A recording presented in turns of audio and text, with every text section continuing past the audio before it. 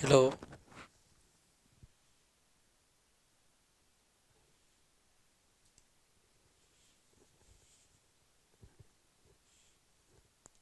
Hello student. आज के इस सेशन में आप सभी के लिए हम इलेक्ट्रिक फील्ड की बारे में डिस्कशन करने वाले हैं।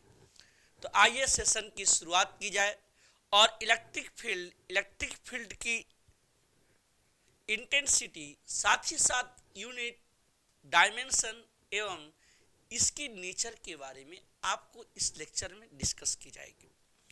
तो आज की जो सेशन है इसमें टॉपिक है इलेक्ट्रिक फील्ड।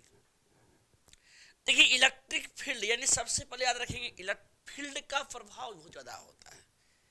हमेशा फील्ड का जो प्रभाव होता है, जो इफेक्ट होता है, ये बहुत अधिक होता है। ठीक है, मतलब कहते हैं ना अपनापन। लेकिन कैसे? यहाँ पे एक चार्ज है जिसका वैल्यू प्लस क्यू है और चार्ज के अराउंड एक क्षेत्र होता है। पहला कह रहा है कितना कि सबसे पहले यहाँ पे एक कितना है चार्ज है और चार्ज की सभी ओर का मतलब क्या होता है? चारों ओर एक अपना क्या होगा? क्षेत्र। और इसमें किसी परीक्षण आवेश को यानी बाहर के किसी आवेश को लाया जाता है।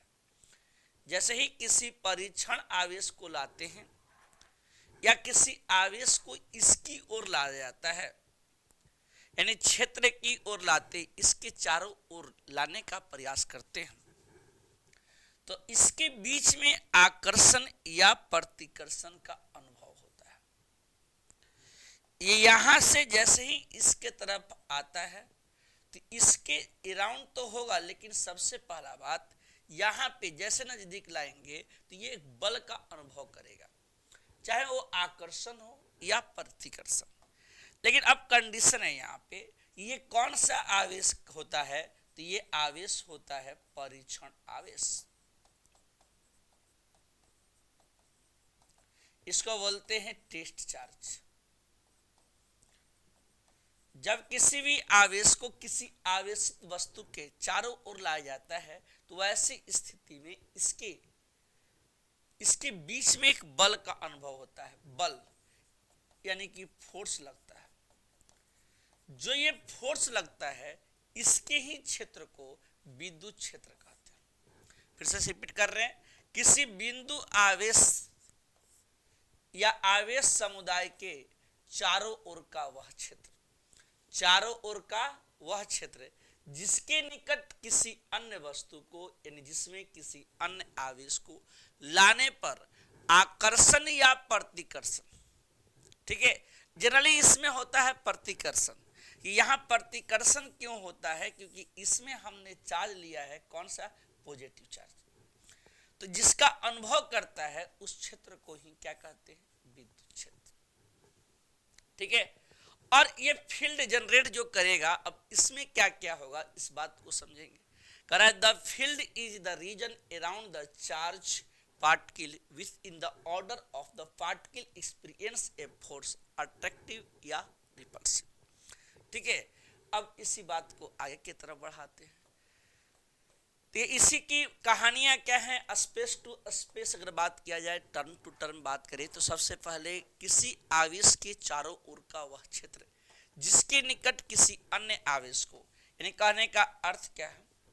किसी वस्तु या कोई आवेश के चारों ओर का वह क्षेत्र जिसमें किसी अन्य आवेश को लाने पर, जिसमें किसी अन्य आवेश को लाने पर जब बाहर से आवेश को लाया जाता है तो यहाँ पे ये आकर्षण तथा कैसा? प्रतिकर्षण बल लगता है। यानी कह रहा है कितना? कह रहा है किसी आवेश यानी किसी आवेश या आवेश के चारों तरफ का वह क्षेत्र जिसमें किसी अन्य आवेश को लाने पर आकर्षण या प्रतिकर्षण बल का अनुभव होता है, उसे हम विद्युत क्षेत्र कहते हैं। Correct, the space or region around the charge, around a charge where it experience a force, that force around the charge is called electric field. Okay, आगे बढ़िए। देखिए सबसे बड़ी क्या होता है कि जब आप इसे नोट कर लेते हैं, फिर से एक बार रिपीट किया करिए इसका अर्थ क्या था। यह बहुत इंपॉर्टेंट टॉपिक की शुरुआत हो गई है जिसका नाम है इलेक्ट्रिक फील्ड इंटेंसिटी, और इसके यूनिट यानी कहने का टर्म क्या है, मात्रक, विमा, और साथ ही साथ यहाँ पे एक वेक्टर क्वांटिटी है। ठीक है, अब इस बात को समझने के लिए सबसे पहले ये समझना होगा कि ये होता कैसे है और इसके पीछे का रीजन क्या है। देखिए जैसे कि आपको बताए थे कि अगर एक चार्ज लेंगे और यहाँ पे चार्ज कितना है, प्लस क्यू, जब प्लस क्यू चार्ज रहेगा तो इसको मूव कर देंगे, और यहाँ पे एक परीक्षण आवेश है जिसका मान है कितना, क्यू नॉट, और ऐसा रहता है, और इनके बीच की दूरी कितनी है, आर है। तो यहाँ पे एक बल होगा जिसका नाम, कि दो चार्जेज के बीच में कौन सा टर्म लगेगा, फोर्स। तो यहाँ पे जब फोर्स लगेगा तो इसका वैल्यू होगा 1/4πε0, कितना लिखेंगे, क्यू, इसके बाद क्यू नॉट बाई कितना, आर स्क्वायर। कंफर्म है। अब इसी को, इसका जैसे नाम आता है, इसका नाम होता है कौन सा चार्ज, पॉइंट चार्ज, यानी इसको बोलेंगे बिंदु आवेश।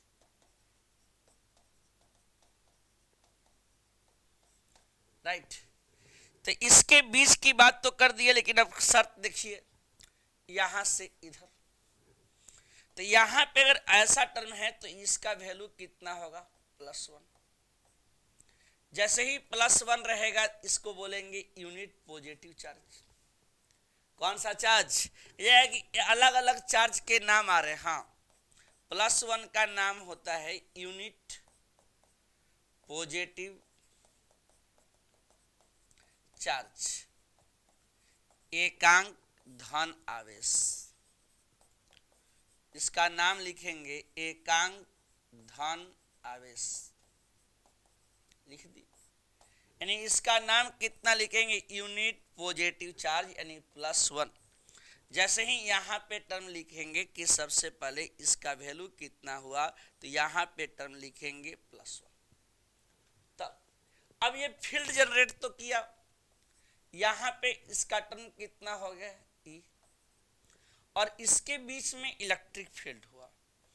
तो इसके अराउंड की बात किया जाए तो सबसे पहला बात, ये जितने भी टर्म आएंगे, इसके जो टर्म के वैल्यू होंगे, इस पूरे टर्म को कहेंगे इलेक्ट्रिक फील्ड। कौन सा फील्ड, इलेक्ट्रिक फील्ड, यानी इसका नाम हुआ कौन सा, विद्युत क्षेत्र। ठीक है, अब क्लियरिटी तो आ गई कि सबसे पहला बात कितना, यहां पे इसका नाम क्या बोला गया है, तो सबसे पहले इसका नाम है पॉइंट चार्ज, जबकि ये सामने कितना है, टेस्ट चार्ज, और इसके बीच में कौन सा बल लगता है, तो यहाँ पे बल लगता है प्रतिकर्षण बल, जिसका नाम कितना है, P। अब अगर ऐसा है तो सबसे पहले अगर इस कंडीशन की बात करेंगे तो सबसे पहले यहाँ पे +Q और इसके बीच में कितना फोर्स है, F।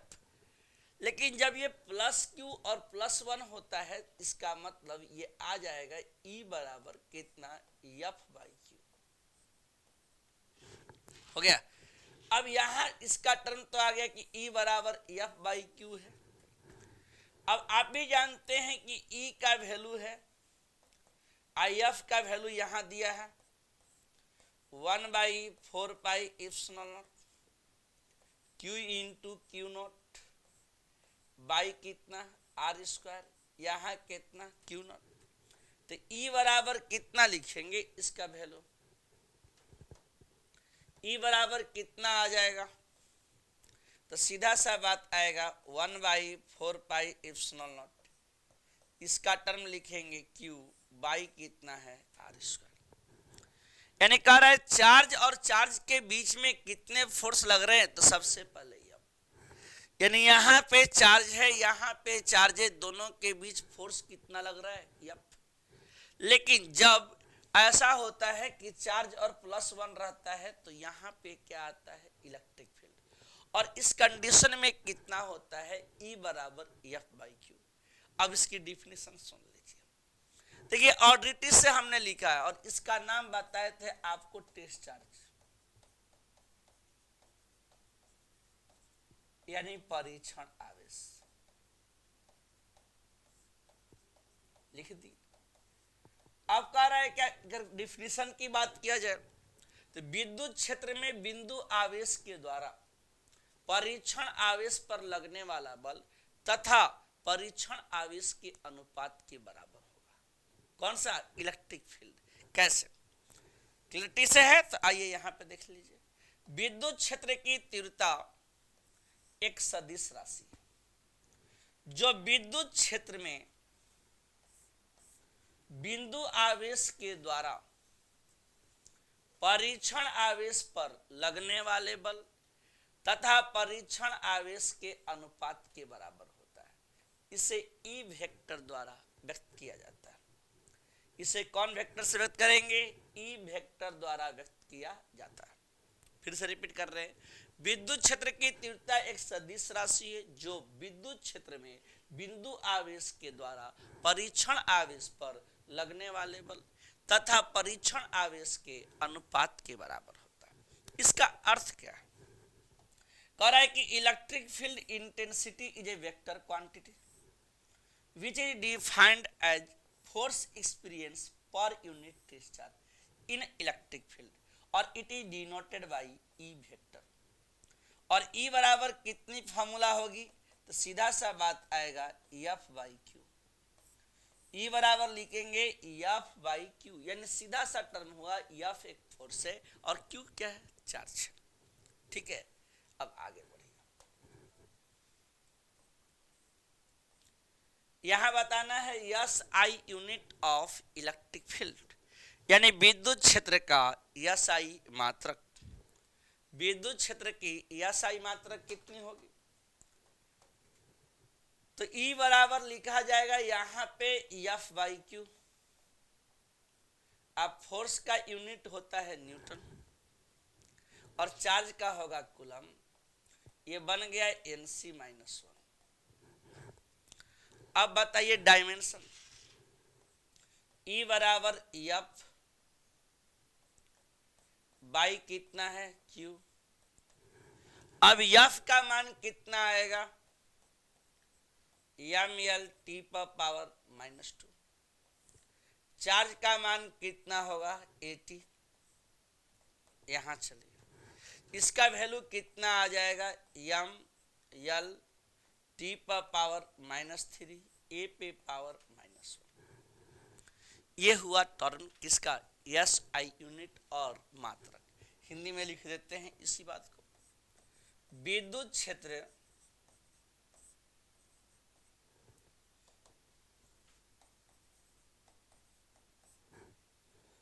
का एस आई मात्रक, यहां लिखेंगे विद्युत क्षेत्र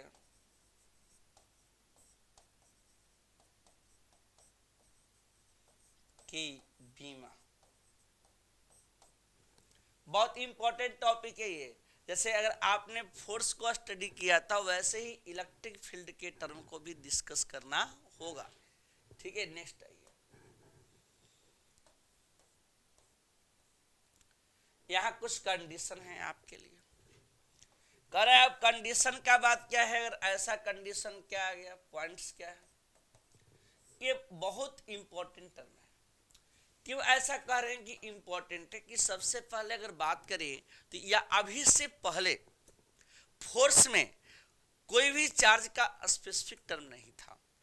अगर चार्ज निगेटिव ही था तो क्या ले लिया गया था, पॉजिटिव। लेकिन यहां पे थोड़ा अर्थ है, क्या कहता है देखिए, यदि आवेश धनात्मक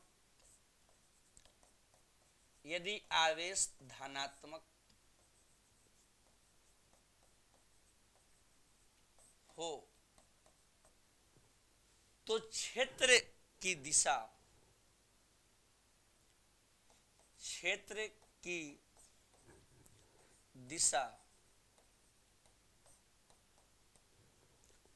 विद्युत क्षेत्र की ओर होता है। भैया ये सब क्यों पॉजिटिव नेगेटिव की बात कर रहे हैं? हाँ, यहाँ पे अगर धनात्मक आवेश रहेगा तब, यदि आवेश धनात्मक हो तो क्षेत्र की दिशा विद्युत क्षेत्र के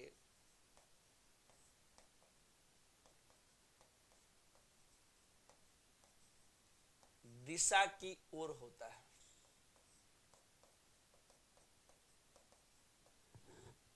दिशा की ओर होता है।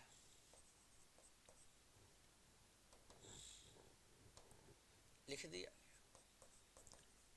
अब इस बात पे थोड़ा ध्यान देना है कि यहाँ पे डायरेक्शन का मीनिंग आएगा कि जैसे यहाँ चार्ज लिए कितना प्लस क्यू, इसके साथ में कितना आया तो सबसे पहले इसको लिखेंगे, तो इसमें कितना लेना था तो प्लस क्यू, अब प्लस क्यू के बाद प्लस वन, इसके बीच की टर्म कितना है आर, तो ये अगर ऐसा बनेगा तो इसका वैल्यू आएगा ई।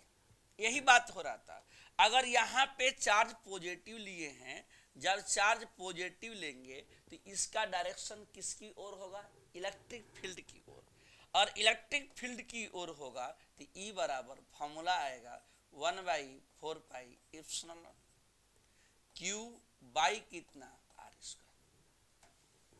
ठीक है, ये यानी कि सबसे पहले याद रखेंगे ये पॉइंट चार्ज की वजह से हो रहा है। यहाँ जो प्लस क्यू है ये बिंदु आवेश है, अब बिंदु आवेश के कारण विद्युत क्षेत्र का मान कितना 1/4 एप्सिलॉन नॉट क्यू बटा में आर स्क्वायर। ठीक है, अब नेक्स्ट चलिए।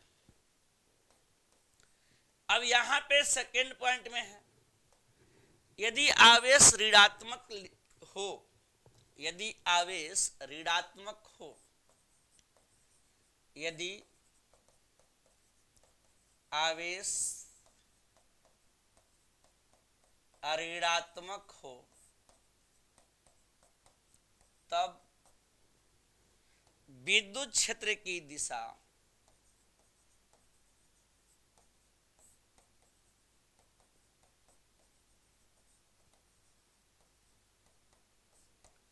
क्षेत्र के विपरीत होता है।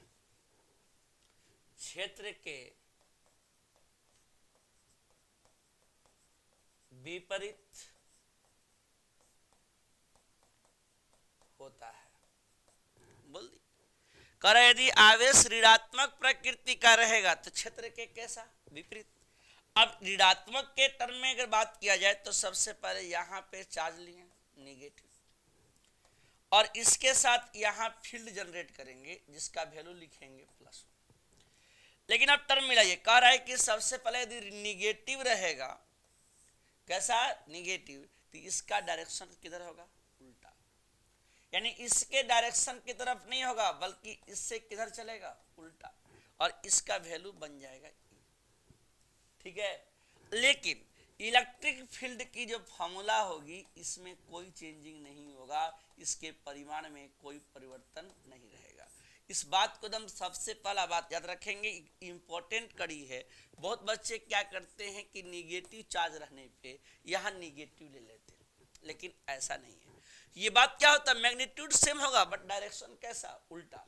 क्यों ऐसा हो रहा है कि सीधा सा बात है, निगेटिव चार्ज रहने पे इसके फील्ड की जो जनरेटिंग टर्म होगी ये कितना +1 के उल्टा होगा, +1 के कितना उल्टा।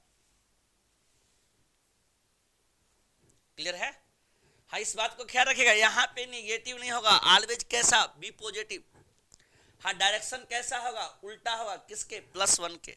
ये तो फील्ड जनरेट किया था, फील्ड जनरेट किया कि ये टेस्ट चार्ज था, टेस्ट चार्ज किसके रूप में था? यूनिट पॉजिटिव चार्ज, एकांक धन आवेश की तरह था, इसके जस्ट कैसा होगा? उल्टा। नेक्स्ट चलिए, अब यहाँ पे बातें आगे। अब टर्म है कि समरूप विद्युत क्षेत्र की बात करेगा, लेकिन सबसे पहले यहां समझ लीजिए, यहां पे अगर इस प्रकार का कोई टर्म हो, यूनिफॉर्म इलेक्ट्रिक फील्ड ले लिए और इसमें 2 चार्ज लेंगे, यहां से यहां तक, जैसे ही ये दोनों चार्जेज को रखेंगे ये इस तरह से आएगा। जैसे ही ये चार्ज लिया गया तो यहाँ पे एक आ गया निगेटिव और एक आ गया पॉजिटिव। लेकिन अगर चार्ज इस तरीके से लिए कि सबसे पहले यहाँ पे निगेटिव चार्ज है, जबकि इसमें कितना चार्ज है, पॉजिटिव। ठीक है, आपको बताना होगा कि सबसे पहले F बराबर क्या है, तो F बराबर E बराबर पर लिख लीजिए F बाई क्यू। तो F बराबर कितना होगा, Q इंटू ई। ठीक है, अब बताइए अगर चार्ज पॉजिटिव रहेगा तो फोर्स का डायरेक्शन इलेक्ट्रिक फील्ड के डायरेक्शन में होगा। ठीक है, लेकिन जब चार्ज निगेटिव रहेगा तो फोर्स का डायरेक्शन किधर होगा, इलेक्ट्रिक फील्ड के उल्टा होगा। कह रहा है सीधा सीधा बात है, यहां पे ये इलेक्ट्रिक फील्ड है, लेकिन जब चार्ज पॉजिटिव रहेगा, जब चार्ज कैसा होगा, पॉजिटिव, तो ऐसे स्थिति में इसका डायरेक्शन किसकी ओर होगा, इलेक्ट्रिक फील्ड की ओर होगा। इसी बात को यहां लिखेंगे। समरूप विद्युत क्षेत्र में, समरूप विद्युत क्षेत्र में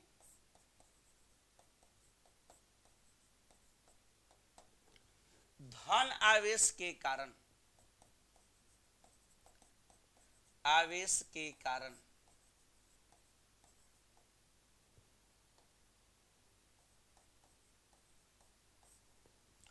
बल की दिशा, बल की दिशा विद्युत क्षेत्र के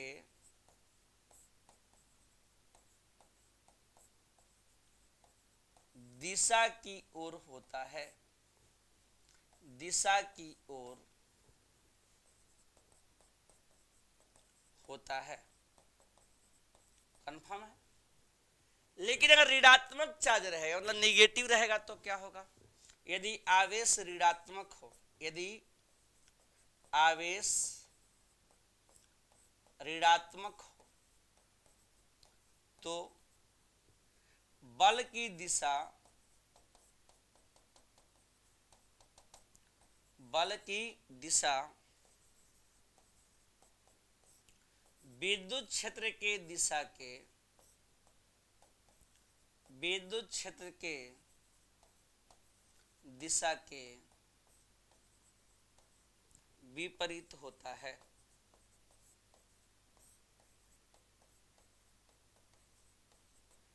क्लियर है। कह रहा है अगर चार्ज पॉजिटिव रहेगा, चार्ज कैसा, पॉजिटिव, अगर ये चार्ज पॉजिटिव रहेगा तो कितना होगा, तो सबसे पहले इसका डायरेक्शन, फोर्स का डायरेक्शन हमेशा इलेक्ट्रिक फील्ड की ओर होगा। लेकिन चार्ज जब निगेटिव रहेगा यानी माइनस, तो इसका डायरेक्शन कितना होगा, तो सबसे पहले इलेक्ट्रिक फील्ड के डायरेक्शन के विपरीत होगा। क्या बातें क्लियर है। यदि हाँ तो सबसे पहले कंडीशन को ध्यान रखिएगा कि इसके मैग्नीट्यूड चेंज नहीं हो रहे हैं, यहाँ पे डायरेक्शन जरूर चेंज हो रहे हैं, लेकिन इसमें क्या हो रहा है, परिमाण का मान चेंज नहीं हो रहा है। F बराबर क्यू ई है, यहाँ भी F बराबर क्यू ई है, बट डायरेक्शन एक दूसरे के कैसा है, उल्टा है। आगे की टर्मों में और चर्चाएं होंगी जब हम लोग इलेक्ट्रिक डाइपोल स्टडी करेंगे तब। यहाँ दो टर्म है, एक निगेटिव है, एक पॉजिटिव है। इस बातों को बड़ा क्लियर करिएगा कि एनसीईआरटी के न्यूमेरिकल में इसकी आवश्यकता पड़ेगी। यदि चार्ज निगेटिव होगा तो इसकी डायरेक्शन क्या होगी। चलिए आगे बढ़िए। अब आता है कि विद्युत क्षेत्र के प्रकार बता दीजिए, है ना बात। विद्युत क्षेत्र कितने प्रकार के हैं, दो प्रकार के। एक होते हैं समरूप, यानी सीधा सा बात आया कि इसमें इसका नाम हो गया यूनिफॉर्म इलेक्ट्रिक फील्ड, और एक होता है असमरूप। इसका अर्थ क्या है कि यहां पे समरूप में E का वैल्यू कैसा रहेगा, कांस्टेंट, जबकि इसमें कितना होगा, E का value not equal to constant. करा ऐसा है कि सबसे पहले असमरूप विद्युत क्षेत्र में E का वैल्यू कांस्टेंट नहीं है, बस कहानी तो खत्म। कह रहा है एक तरफ इलेक्ट्रिक फील्ड का वैल्यू ऑल पॉइंट पे कितना रहेगा, सेम रहेगा, तो उसको बोलेंगे यूनिफॉर्म इलेक्ट्रिक फील्ड। लेकिन एक ऐसा पॉइंट जिस पर इलेक्ट्रिक फील्ड का वैल्यू सेम ना हो उसे क्या कहेंगे, नॉन यूनिफॉर्म इलेक्ट्रिक फील्ड। ऐसे बहुत सारे एग्जाम्पल मिलेंगे जिस पर क्या होंगे, यूनिफॉर्म इलेक्ट्रिक फील्ड के कंडीशन को फॉलो करेंगे। बहुत सारे ऐसे भी एग्जाम्पल मिलेंगे जहां पे नॉन यूनिफॉर्म के, लेकिन कैसे करें, किसी आवेशित वस्तु या कण का वैसा क्षेत्र जिसके सभी बिंदुओं पर विद्युत क्षेत्र का मान क्या हो, नियत हो। जैसे ही नियत रहेगा अर्थात समान होगा तो वैसे क्षेत्र को क्या कहते हैं, समरूप विद्युत क्षेत्र। और इसमें ई का वैल्यू कितना होगा, कांस्टेंट। ठीक है, सेम टू सेम इंग्लिश में है, the value of electric field is constant at all the point, that is electric field is same at all the point, this type of electric field is known as कौन सा, uniform electric field. Next समझिए, non uniform. देखिए non uniform में क्या होगा, uniform के just उल्टा होगा। अब इसमें कितना टर्म आया, तो सबसे पहले कह रहा है वैसा क्षेत्र जिसके सभी बिंदुओं पर विद्युत क्षेत्र का मान नियत न हो, अर्थात इसका मान क्या होना चाहिए, चेंज, अलग अलग फिक्स ना हो, तो वैसे स्थिति में इसे असमरूप विद्युत क्षेत्र कहते हैं। इसमें ई का वैल्यू कांस्टेंट नहीं होगा, कहते हैं the value of electric field is not constant at all the point, that is known as कौन सा, नॉन यूनिफॉर्म इलेक्ट्रिक फील्ड। ठीक है, और देखिए सबसे बड़ी बात क्या होता है ना, अगर खास करके आप ऑनलाइन क्लास करते हैं तो हमेशा आप स्टडी करने के साथ साथ टॉपिक एंड टर्म को बार बार रिपीट करें, एक बार नोट करते समय साथ ही साथ एक बार फिर रीड करें और फिर दोबारा से आप वीडियो को देखें, इसमें सारी बातें आपको बताई जाती हैं। अब बात करेंगे एप्लीकेशन ऑफ इलेक्ट्रिक फील्ड की, आखिर एप्लीकेशन क्या है, इसका यूज क्या है। बात तो सही है, इसके बहुत सारे टर्म मिलेंगे आपको इस चैप्टर में, इलेक्ट्रोस्टैटिक्स में, इलेक्ट्रिक फील्ड और इलेक्ट्रिक फील्ड के सराउंडिंग। लेकिन अभी तो हम लोग चर्चा कर रहे हैं पहले टॉपिक का जिसका नाम है इलेक्ट्रिक फील्ड के टर्म। पहले देख लीजिए, एक बार हम चेक कर लेते हैं साउंड क्या सही है या नहीं है। बिल्कुल सही है, कह रहा है बिंदु आवेश के कारण विद्युत क्षेत्र की गणना करें। तो यहाँ पे बिंदु आवेश कितना लेंगे, प्लस क्यू, इसके बाद कितना है, +1, इसके बीच का डिस्टेंस कितना है, r। तो अब आप भी बताइए यहाँ पे जो चार्ज लिया गया है ये कौन सा चार्ज है, पॉजिटिव चार्ज। और जब पॉजिटिव चार्ज रहेगा तो फील्ड का वैल्यू इस साइड आएगा, और E बराबर कितना फॉर्मूला होगा, 1/4 पाई एप्सिलॉन नॉट है, Q बटा में कितना है, r²। हाँ यहाँ मीनिंग भी आया कभी कभी कि E डायरेक्टली इनवर्सली प्रोपोर्शनल है किसके, r², कि जितना दूर बढ़ता जाएगा फील्ड का वैल्यू उससे कम होता जाएगा। लेकिन ये सभी चर्चा हम लोग करेंगे प्रॉपर्टीज ऑफ इलेक्ट्रिक फील्ड में। अभी हम लोग चर्चा कर रहे हैं ओनली इलेक्ट्रिक फील्ड, यानी इलेक्ट्रिक फील्ड के कंडीशन को समझ रहे हैं। ठीक है, अब आगे बढ़िए, नेक्स्ट यहाँ टर्म क्या है, कह रहा है बिंदु आवेश के निकाय के कारण विद्युत क्षेत्र की गणना करें। निकाय का मतलब चार्जों का एक समूह जिसमें एक से अधिक आवेश है। जैसे एग्जाम्पल के तौर पे यहाँ पे आवेश कितना है, तो एक का वैल्यू है Q1, जबकि दूसरे का वैल्यू है कितना, Q2, रख दिए। तीसरा चार्ज कितना लिए हैं, Q3, इसके बाद डॉट डॉट चलेंगे, यहाँ पे कितना, Qn। इसके बाद यहां से आगे प्रोसीड करेंगे, हाँ एक टेस्ट चार्ज लेंगे, रख दिए।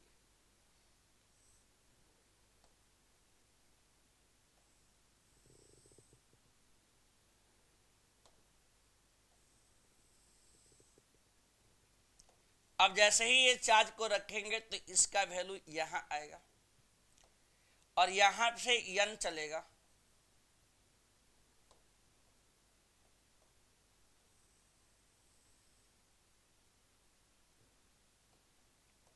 अब इस चार्ज को नजदीक ला देते हैं, फिगर बनाने में दिक्कत आ रही है। और ये चार्ज इस प्रकार से यहां से मूव करेगा,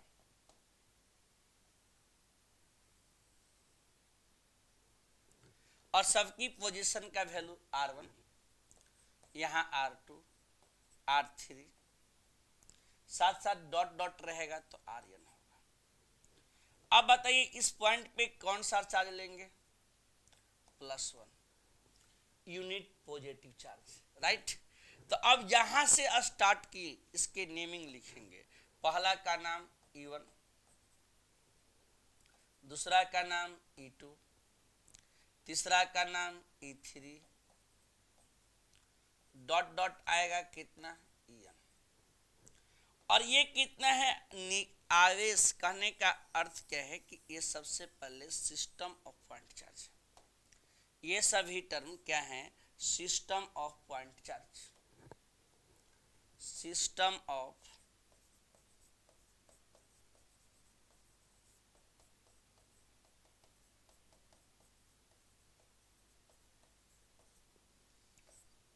कौन सा टर्म? निकाय के बिंदु आवेश या बिंदु आवेश के निकाय।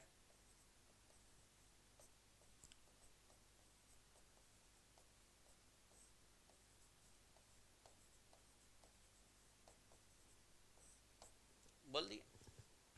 अब यहां देखिए, ये जब पॉइंट आया तो सबसे पहले रिजल्टेंट टर्म लिखेंगे, और रिजल्टेंट टर्म कितना होगा? E net. वैल्यू कितना आएगा? E1 plus E2 plus E3 dot dot लिखेंगे। यहां कितना आएगा? En। यानी विद्युत क्षेत्र का, यानी कहने का मतलब क्या है कि जितना भी लिखा गया है विद्युत क्षेत्र का अध्यारोपण सिद्धांत है। यानी सबसे पहला बात, इसका नाम यहां पे हुआ विद्युत क्षेत्र का अध्यारोपण सिद्धांत। विद्युत क्षेत्र का अध्यारोपण सिद्धांत। इससे पहले फोर्स में भी बताया गया था कि अध्यारोपण का सिद्धांत क्या था, याद आ रही है क्या? और ये सिंगल पॉइंट पे, यानी जितने भी टर्म थे सभी पॉइंट एक ही पॉइंट पे लग रहे थे, और प्रत्येक के द्वारा लगने वाले कितने इलेक्ट्रिक फील्ड का वैल्यू का योग किसके बराबर होता है? रिजल्टेंट के योग के बराबर होता है, यानी टोटल सम के इक्वल होगा। क्लियर है? नेक्स्ट बढ़िए। देखिए, प्रत्येक टॉपिक को समझते हुए आगे की तरफ बढ़ना है, प्रोसीड करते जाना है, ताकि कोई भी टॉपिक, कोई भी टर्म क्लियरिटी के साथ समझ में आ जाए। यहां देखिए, न्यूमेरिकल है छोटा सा। यहां पे दिया क्या गया है? तो सबसे पहले फोर्स है 4.5 न्यूटन। इसमें ये चार्ज दिया हुआ है 1.5 इंटू 10 पे पावर -4। आपको निकालना है sir electric field F/Q। F का वैल्यू कितना है? 4.5 है। इसका वैल्यू आएगा 1.5 इंटू 10 पे पावर 4। कट कर देंगे तो कितना आ जाएगा? 3 गुने 10 पे पावर 4 न्यूटन पर कूलम। क्लियर है? चेक करिए पहले आप बातों को। कह रहा है E बराबर F/Q होता है। F का वैल्यू कितना है? 4.5, इधर लिख दिए। कट करेंगे तो कितना आएगा? यहाँ पे इलेक्ट्रिक फील्ड कैलकुलेट करना था, और E का फॉर्मूला होता है फोर्स पर यूनिट चार्ज। जैसे ही लिखेंगे कि E इक्वल टू कितना है? F/Q ऑलरेडी गिवन था, छोटा सा एक न्यूमेरिकल था। नेक्स्ट आइए, सेकेंड न्यूमेरिकल क्या है यहाँ पे? अब कहोगे कहाँ से ढूंढ के लाते हैं आप ऐसा न्यूमेरिकल? देखिए यहाँ पे दिया हुआ है अल्फा पार्टिकल, और अल्फा पार्टिकल की बात किया जाए कि अल्फा चार्ज है, तो सबसे पहले अल्फा पे कितना चार्ज है? चार्ज ऑफ कितना? तो सबसे पहले अल्फा पे, तो अल्फा पे चार्ज था 3.2 गुने 10 पे पावर -19 कूलम। राइट। इसकी इलेक्ट्रिक फील्ड थी और इलेक्ट्रिक फील्ड की वैल्यू थी 1.10 पे पावर 5 न्यूटन पर कूलम। अब आपको निकालना क्या है, फोर्स। सबसे पहले यहां पे क्या निकालना है, वैद्युत बल निकालना है, फोर्स का वैल्यू। अगर फोर्स का वैल्यू निकालना है तो सबसे पहले आप क्या करोगे, तो लिखेंगे E बराबर एफ बाई क्यू। एफ बराबर कितना आएगा, क्यू इंटू ई। अब क्यू का वैल्यू कितना है, 3.2 गुने 10 पे पावर -19। ई का वैल्यू दिया हुआ है कितना, 1.5 इंटू 10 पे पावर 5। हो गया, देखिए। तो यहां जब मल्टीप्लाई करेंगे तो इसका वैल्यू कितना आ जाएगा, तो ये मल्टीप्लाई करेंगे तो नियर अबाउट कितना आ जाएगा, 4.8 I think so. Okay, into 10 पे पावर कितना, -14, क्या होगा, न्यूटन। ये आएगा 10 पे पावर कितना, -14 न्यूटन। ओके, आगे बढ़ाइए।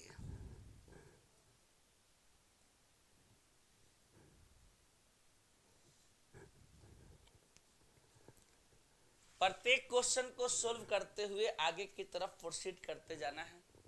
कह रहा है एक आवेश है और चार्ज की वैल्यू जो गिवन है और 10 पे पावर -6 कूलम है। यहां पे फोर्स एग्जिस्टमेंट में है 10 पे पावर -3। इस स्थिति में क्या निकालना है, विद्युत क्षेत्र। E बराबर कितना होगा, एफ बाई क्यू। अब इसमें काउंटिंग क्या करना है, इलेक्ट्रिक फील्ड। तो एफ का वैल्यू पुट कर दीजिए,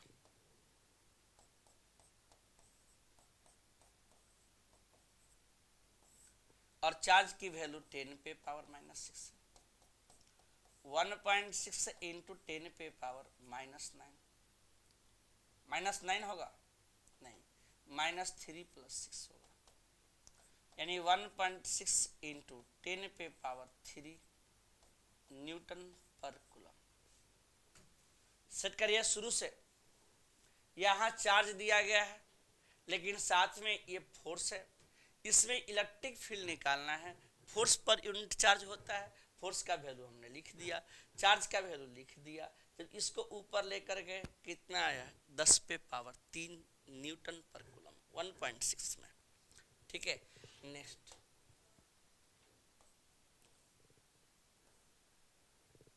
अब ऐसे क्वेश्चन आ गया, बैलेंसिंग के क्वेश्चन है ये। अब बैलेंसिंग के क्वेश्चन कैसे बनेंगे देखिए। कह रहा है 20 माइक्रो कूलम है और एक 80 माइक्रो कूलम है, यानी दो चार्जेज हैं और एक कितना है, 20 माइक्रो कूलम है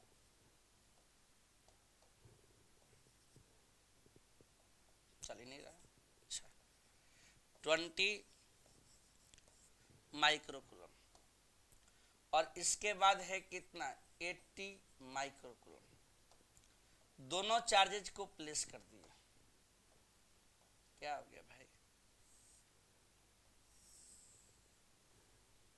हो गया। अब इनके बीच का डिस्टेंस कितना है, 18 सेंटीमीटर। क्यों नहीं चल रहा है, 18 सेंटीमीटर। हमने इसे यहां तक स्टडी किया। कर उस बिंदु की स्थिति ज्ञात कीजिए जहां विद्युत क्षेत्र का मान कितना हो, 0। ठीक है, तो इसके लिए पहले तो 2 पॉइंट चुन लीजिए, एक का नाम ए, एक का नाम बी। इस पर डाटा चुनेंगे तो कितना लिखेंगे, +1, पॉइंट कितना पी। यहां से यहां तक का टर्म कितना है, तो पहले x चुनेंगे और दूसरा कितना है, 18 -10 हो गया। बट यहां पे इक्विलिब्रियम पोजीशन सेट करना है, एट इक्विलिब्रियम, यानी सबसे पहला बात कि यहां पे जो सेट करेंगे कि इसके टर्म कैसे होंगे, at equilibrium. At equilibrium position. अब इक्विलिब्रियम पोजीशन पे अगर बात किया जाए तो सबसे पहले ई ए से पी बराबर कितना ई पी से कितना बी, राइट। अब इलेक्ट्रिक फील्ड का वैल्यू पुट कीजिए। इलेक्ट्रिक फील्ड का कितना वैल्यू आएगा 1/4πε0। चार्ज कितना है 20 माइक्रोकूलम। अब आई कितना है 20 माइक्रोकूलम के बाद कितना लिखेंगे, यहां लिखेंगे 20 माइक्रोकूलम। अब आई कितना x का स्क्वायर इक्वल, चलिए इस बार कितना आएगा 1/4πε0 है, इसकी वैल्यू कितनी है 80 माइक्रोकूलम है। अब आई कितना आएगा 18 माइनस x का स्क्वायर। अब ये दोनों साइड से कट जाएगा सर, कटने के बाद कितना आएगा तो सबसे पहले यहां आएगा 4 बट्टा में कितना नहीं ये 20 से कटेगा, राइट। तो ये आ जाएगा 1/x² बराबर 4/18 माइनस x का होल स्क्वायर। 1/x लिखेंगे स्क्वायर है और 2 कितना लिखेंगे 18 माइनस x का होल स्क्वायर है। अब इस बातों को यहां से प्रोसीड कीजिए तो 1/x आएगा बराबर 2/18 माइनस x है, यहाँ 2x बराबर 18 माइनस x हुआ। ये 3x बराबर कितना 18, x बराबर कितना 6 सेंटीमीटर। यानी कि वो कौन सा बिंदु होगा जहां से ये इक्विलिब्रियम के पोजीशन के वैल्यू को इक्वलिटी करेगा, यानी सबसे पहले बैलेंस करेगा, तो इसका वैल्यू होगा x = 6 सेंटीमीटर। तो ऐसे ही आपको रेगुलर रूप से वीडियो मिलते रहेंगे। इसके लिए आप कैरियर वर्ल्ड ऐप डाउनलोड करें और रेगुलर रूप से क्लास करते रहें। फिर मिलेंगे नए सत्र के साथ, नए वीडियो के साथ, नए कंसेप्ट के साथ। तब तक के लिए आपसे मिलेंगे फिर कल, जब आपके साथ नई टॉपिक नई टर्म के साथ। Thank you.